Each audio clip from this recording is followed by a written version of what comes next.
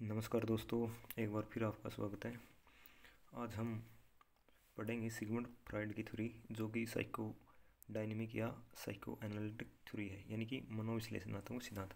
आज इसमें कंप्लीट हम सिगमंड फ्रॉइड के बारे में पढ़ेंगे और इससे एचटेट से बाहर एक भी क्वेश्चन नहीं जाएगा भाई, ये इस बात की मेरी गारंटी है। तो एक बार आप ध्यान से इसको ज़रूर पढ़ना। सबसे पहले भाई इन्होंने व्यक्तित्व, सबसे पहले हम पढ़ेंगे व्यक्तित्व, इसके बाद हम पढ़ेंगे मनोलैंगिक विकास की अवस्थाएं। इन्होंने जो व्यक्तित्व है उसके 3 कारक बताए हैं भाई। एक तो आपका इड, एक आपका ईगो, एक आपका सुपर ईगो। सबसे पहले हम इन तीनों को ही देखते हैं भाई। तो इसमें आगे क्या है भाई, 3 दशाएं होती हैं। कौन कौन सी होती हैं? आपकी चेतन मन यानी कि कॉन्शियस माइंड। यानी कि चेतन मन में क्या होता है भाई, आपका जो मस्तिष्क होता है वो क्रियाएं करता है। यानी कि किसके साथ क्रिया करता है भाई? जो जागृत अवस्था होती है उनके साथ। और यह मस्तिष्क चेतन मन का यानी कि 1/10 होता है, यानी कि एक इसमें 10 भाग होता है भाई टोटल आपके माइंड का। उसके बाद आता है अनकॉन्शियस माइंड। अनकॉन्शियस माइंड में क्या है भाई, मस्तिष्क के अचेतन मन में कटु अनुभूतियाँ, दुखद बातों तथा अतिरिक्त इच्छाओं का भंडार होता है, जो कुल भाग का 9/10 यानी कि आपका 90% भाग होता है। और इसमें किन बातें भाई आपके माइंड में क्या बातें आती हैं? दुखद बातें और अतिरिक्त इच्छाएं आती हैं। फिर आता है आपका अर्धचेतन मन यानी कि सेमी कॉन्शियस माइंड। अर्धचेतन मन चेतन मन व अचेतन मन के बीच की अवस्था है भाई। याद गई बातों को अचानक भूल जाना या अटक जाना या हकला जाना आदि बातें इसके अंदर आती हैं भाई। अर्धचेतन मन को प्रदर्शित करती हैं। यथार्थ ऐसी अवस्था है जिसमें व्यक्ति किसी कार्य को भूल जाता है और बाद में तुरंत याद आ जाता है। आप बहुत बार देखते होंगे भाई, कुछ किसी का नाम याद करना हो या कोई भी जगह याद करनी हो, तो कई बार क्या है, आप भूल जाते हैं और उसको आप ये बोलते हैं कि ये तो हमारे अभी मन में था, अभी क्या है लैप्स हो गया, लेकिन थोड़ी देर बाद क्या है आपके मन में वो बातें आ जाती हैं। तो ये सभी किस में आएगी भाई? आपके अर्ध चेतन मन में। अब यहाँ से महत्वपूर्ण बनता है भाई आपके क्वेश्चन। जैसे आपका हो गया इड यानी कि इदम।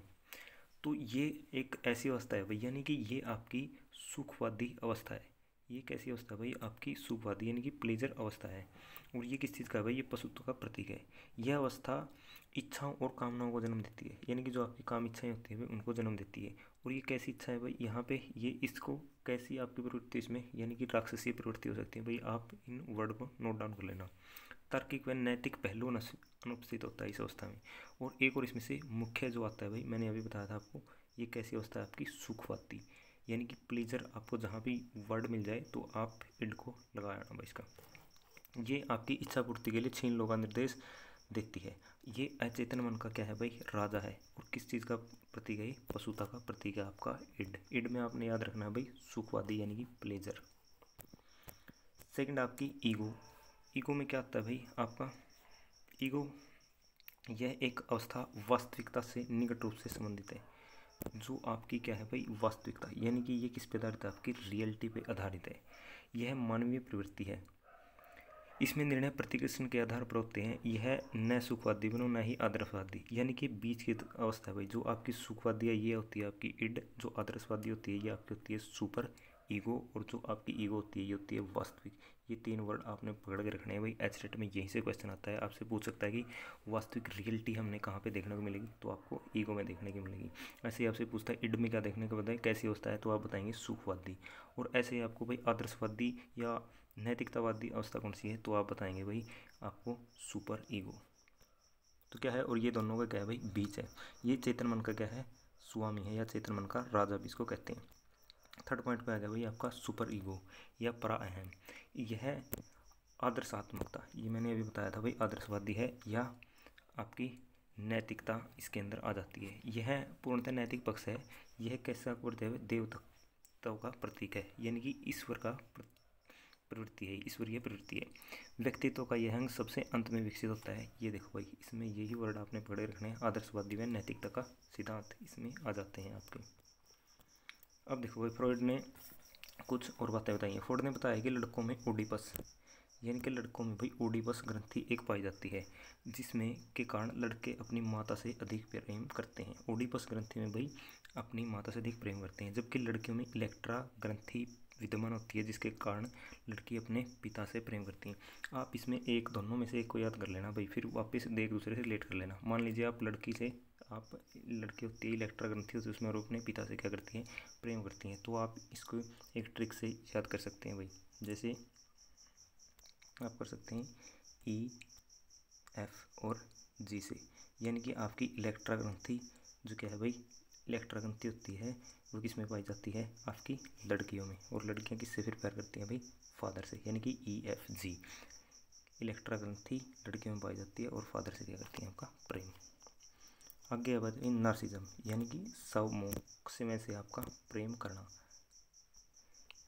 स्वमोह के फ्रॉइड के अनुसार बालकों में अपने ही रूप पर मोहित होने की भावना देखी जाती है, बालक समय से प्रेम करने लगता है। इस भावना को फ्रॉइड ने नार्सिज्म का नाम दिया। भाई नार्सिज्म का मतलब होता है समय से प्रेम करना। फ्रॉइड ने आगे दो मूल प्रवृत्तियां प्रतिपादित की हैं। देखो भाई दो मूल प्रवृत्तियां कौन कौन सी हैं। एक तो आपकी आ गई जीवन मूल प्रवृत्तियां या लाइफ इंस्टिंक्ट्स। इसका संबंध ऊर्जा से होता है। ऊर्जा के कारण व्यक्ति निर्माण रूपी कार्य से संबंध रखता है। जीवन मूल प्रवृत्ति के लिए फ्रॉइड ने इरोज शब्द का प्रयोग किया। भाई जहाँ पर भी आपका इरोज आ जाए इसका मतलब है भाई जीवन से रिलेटेड। इसमें आपका व्यक्ति कहता है चीयरफुल हैप्पीनेस, यानी कि खुश रहता है। सेकंड आती है भाई आपकी मृत्यु मूल प्रवृत्ति, यानी कि डेथ इंस्टिंक्ट। इसका संबंध विनाश से विध्वंस से होता है एवं इसके कारण व्यक्ति अनुचित कार्य करता है। फ्रॉइड ने इसके लिए थेंटोस शब्द का यूज किया। भाई किस शब्द का यूज किया है, थेंटोस। और इसमें क्या हो जाता है भाई, मनुष्य क्या है, स्मोक करने लग जाता है और डिप्रेशन की स्थिति में चला जाता है। आगे आ गया भाई लिबिडो, यानी कि काम प्रवृत्ति। फ्रॉइड के अनुसार व्यक्ति में जन्म से प्रेम स्नेह एवं काम भावना विद्यमान होती है, जिसे फ्रॉइड ने लिबिडो नाम दिया। भाई लिबिडो का मतलब भाई काम भावना। जहाँ पे काम भावना शब्द मिल जाए आप उसको लिबिडो लगाना। अब आता है भाई मनोलैंगिक विकास का सिद्धांत। फ्रॉइड का मनोलैंगिक विकास का सिद्धांत, इसमें इन्होंने 5 अवस्थाएं दी हैं। बिल्कुल देखते हैं कौन कौन सी हैं। नंबर 1 है मुखा अवस्था। आप इसको इंग्लिश में ही याद रखें तो बेहतर होगा, हिंदी में इसके तरह तरह के नाम मिलेंगे। भाई पहले पे सिर्फ आपने इसकी स्टेज याद रखनी है। भाई स्टेजेस इंपॉर्टेंट है। ओरल स्टेज, और इसका वर्ष याद रखना है। भाई ओरल स्टेज में 0 से 1 वर्ष।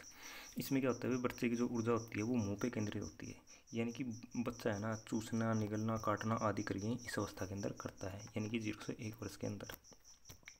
सेकंड नंबर पे है भाई आपकी एनल स्टेज, यानी कि गुदा अवस्था। इसकी एज है 1 से 3 वर्ष तक। इस अवस्था में बालक मलमूत्र त्यागना, टॉयलेट ट्रेनिंग, इसमें मुख्य शब्द है भाई टॉयलेट ट्रेनिंग, उसके बारे में बताना आदि सभी की क्रियाएं शुरू कर देता है। थर्ड पे आपकी फैलिक स्टेज, यानी कि लैंगिक अवस्था। इसका टाइम पीरियड है भाई 3 से 6 वर्ष तक। इस अवस्था में बालक का स्पष्टीकरण जननांगों पर केंद्रित हो जाता है। इस अवस्था में बच्चों में ये देखो भाई ओडिपस कॉम्प्लेक्स और इलेक्ट्रा कॉम्प्लेक्स दोनों आ जाते हैं आपकी थर्ड अवस्था में, यानी कि फैलिक स्टेज में। फोर्थ पे भाई सुषुप्ता अवस्था, यानी कि लेटेंसी स्टेज 6 से 12 वर्ष। और जो 6 से 12 वर्ष है भाई इसमें कोई कई बार ये भी पूछ लेता है कि यानी कि ये किसके समकक्ष है, तो ये आपकी 6 से 12 है भाई जो बाल्यावस्था के आपके समकक्ष है। और बाल्यावस्था में भी यानी कि लेटर चाइल्डहुड के समकक्ष आपकी 6 से 12। इसमें काम क्रियाएं बंद हो जाती है और बच्चा अपने सेम जेंडर के साथ रहना शुरू कर देता है भाई, यानी कि अपने समलिंगियों के साथ, लड़का लड़की के साथ और लड़की लड़की के साथ रहना पसंद करेगी, लड़का लड़कों के साथ रहना शुरू कर देता है, क्योंकि ये आपकी स्कूल आपकी एज है भाई, एलिमेंट्री स्कूल एज भी आपकी यही है, 6 साल से शुरू होती है। नंबर 5 पे आ गया आपका जेनिन स्टेज, यानी कि 12 से 18 वर्ष। यहाँ से भी क्वेश्चन बनता है भाई ये किसके समक्ष आपकी, ये समझता आपकी एडोलसेंस के किशोरावस्था के समक्ष है। इस अवस्था में विषम लैंगिक प्रेम हो जाता है भाई, यानी कि एक दूसरे के अपोजिट सेक्स के क्या है भाई इसमें बच्चा देखना स्टार्ट कर देता है, यानी कि विषम लैंगिक प्रेम शुरू हो जाता है। लड़कियां लड़कों के प्रति और लड़का लड़कियों के प्रति प्रेम करना स्टार्ट कर देता है इस उम्र में। तो जो एचटेट में भाई यहीं से क्वेश्चन पूछे जाते हैं सिगमंड फ्रॉइड से। हमने ये पूरी कंप्लीट यहाँ पे सिगमंड फ्रॉइड को कर लिया है, इससे बाहर कुछ नहीं जाने वाला। अगर आपको वीडियो अच्छी लगी है लाइक शेयर व सब्सक्राइब जरूर करें। धन्यवाद।